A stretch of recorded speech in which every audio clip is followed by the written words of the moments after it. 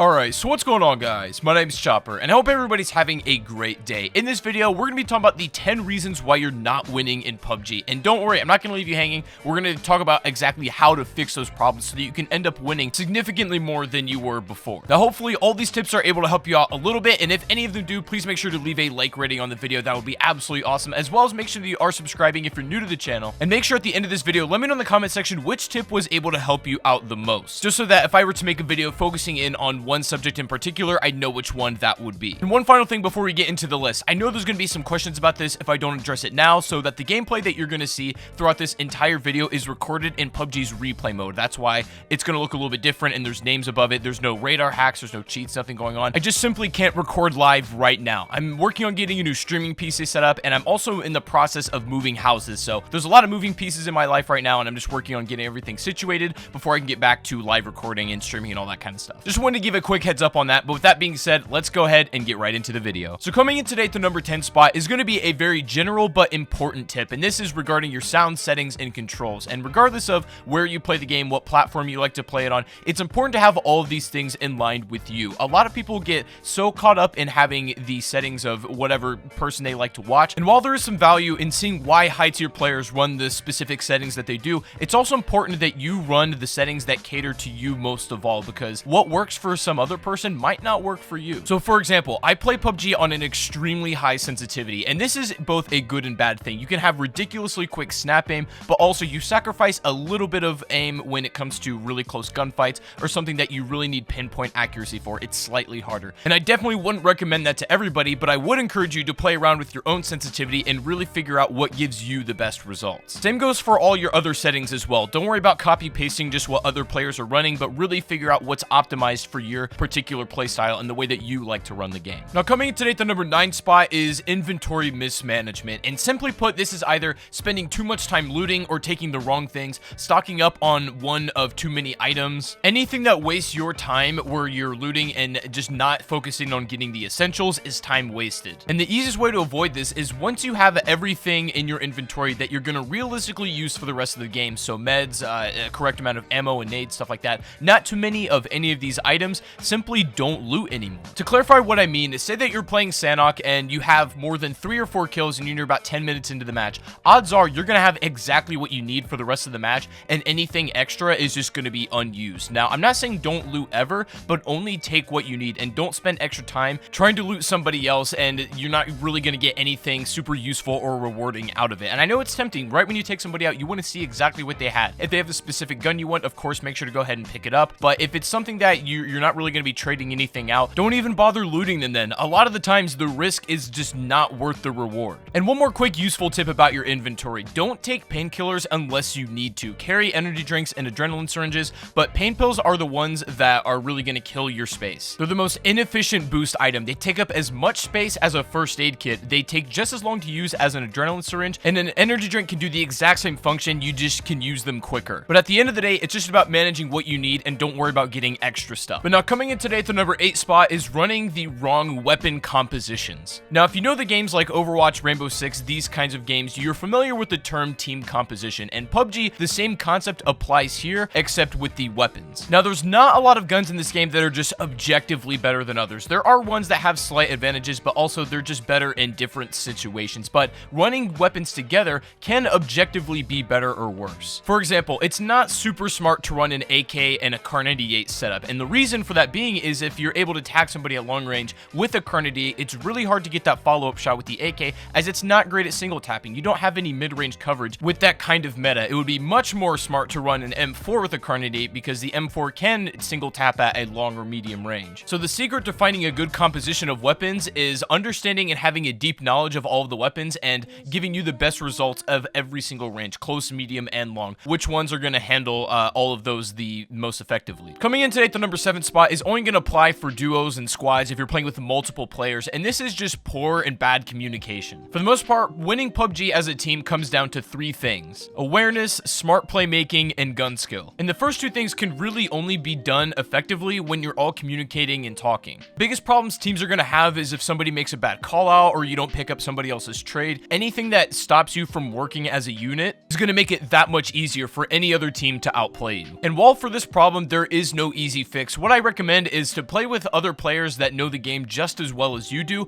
and to make effective callouts when you're communicating. The best communication that players can have are the ones that get the most amount of information across as possible in the least amount of time. And again, there's no easy route to getting good at this. All it takes is, of course, practice and just communicating with somebody that knows the game pretty much on the same level as you. Now, coming in today at the number 6 spot is going to be taking gunfights when you're clearly disadvantaged, or taking gunfights that you know you shouldn't. And we all do this, literally everybody. It's those times when you're having a really evenly matched gunfight with somebody, you're both lighting each other up, you're really low, and you want to go in and finish the kill. You think you can make a really nice play, and you want to finish it off here instead of doing the smart thing and escaping, healing up, then maybe going back in later. You want to finish that kill, but maybe you expose yourself to somebody else that may have been in the area that can take you out, or maybe the opponent made a smart play that you weren't entirely aware of. When you get thirsty for the kill that you know you probably shouldn't do, that's when we take a lot of our deaths in PUBG. And there's no easy fix for this one either. It's just something that you got to train yourself to pull out when you know you should. Oftentimes your opponent will be just as thirsty as you, so the easiest way to win this is wait for them to make a mistake and then punish them for it. Just capitalize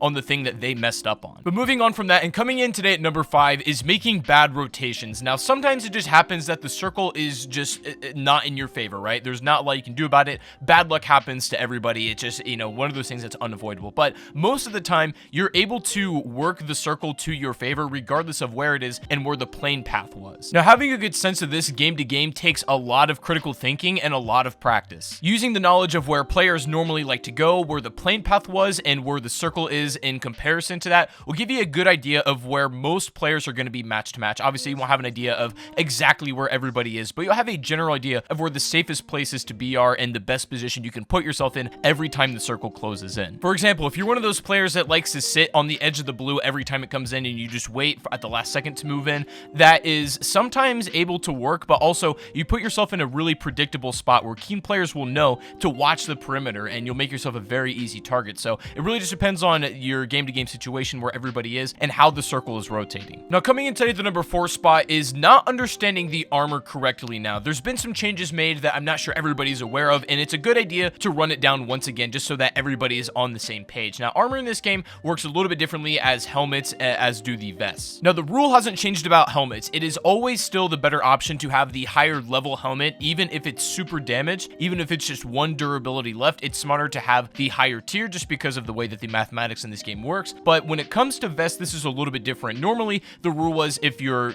vest is more than half damage, it's smart to switch out for a lower tier. But now I think it's even less than that, because a mechanic has been added where if your vest breaks mid gunfight, it's going to give you a huge amount of aim flinch, and you will lose a fight if it's just a one-on-one thing, and you lose your vest while the other guy does not. And it's really annoying. So normally, I would say now that if your vest is a quarter damaged, consider swapping out for a lower tier, just because worst case scenario is you lose it during a gunfight. Now, coming in today at the number 3 spot is going to be watching the kill feed, and this attributes a lot to your in-game awareness. If you're able to watch the kill feed, who has what guns, what people are where, you'll get a really good sense of where everybody is placed on the map. And I feel like this is such an underrated thing to get good at, because this attributes so much, especially in the late game, to who is going to win the match. The guy with the most awareness and just the battlefield mapped out in his mind is going to have a much higher chance of beating you than if you weren't really paying attention to the kill feed and you're just going off vision and sight alone. And the best way to get good at this is simply practice. Just put in a conscious effort to paying attention as much you can to the kill feed and making your decisions based on that. You'll find out you'll have much better results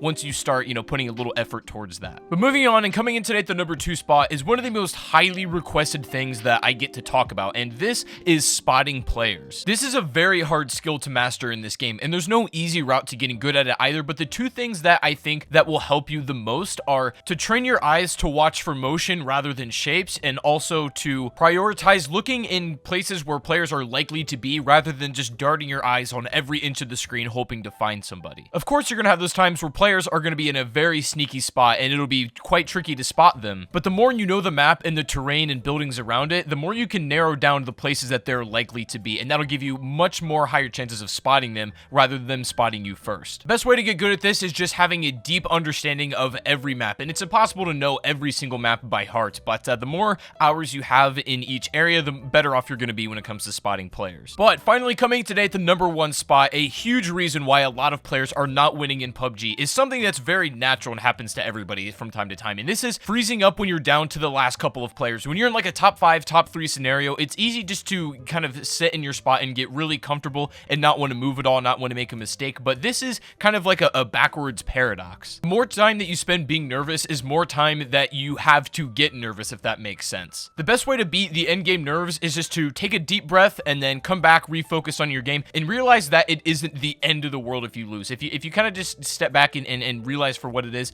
you'll notice that you're a lot less nervous and you'll make better plays, you'll shoot better, and your opponents are most likely just as nervous as you, so that if you're able to take advantage of that, if they slip up, you can easily punish that and then win the game. It doesn't matter who you are or how much time you have played, at some degree, you're going to have a little bit of nervousness at the end of the game. Somehow, you're going to be a little bit more on edge than you otherwise would be at the beginning or the middle of the game, so it's just about getting that under control and realizing exactly what your scenario is. But those are the biggest tips that I can give you for winning more in PUBG, maybe the reasons why you weren't winning and how to fix those. So I think that is going to be the video for today, guys. Let me know if this was able to help out at all. If you enjoyed the video, I'd really appreciate a like rating if you did, as well as make sure you do subscribe before you go if you want to see more content like this as well. And I just want to quickly let everybody know that content may be a little bit slower this month, as I am going to be busy with moving houses and getting my new setup put in, everything like that. I'm also getting my wisdom teeth removed this month, so I've got quite a bit going on. So I still will be making videos, just maybe at a slightly slower pace, but I'll be back to normal in no time. But thank you guys so much for watching the video. I really do appreciate it. I hope you did enjoy, and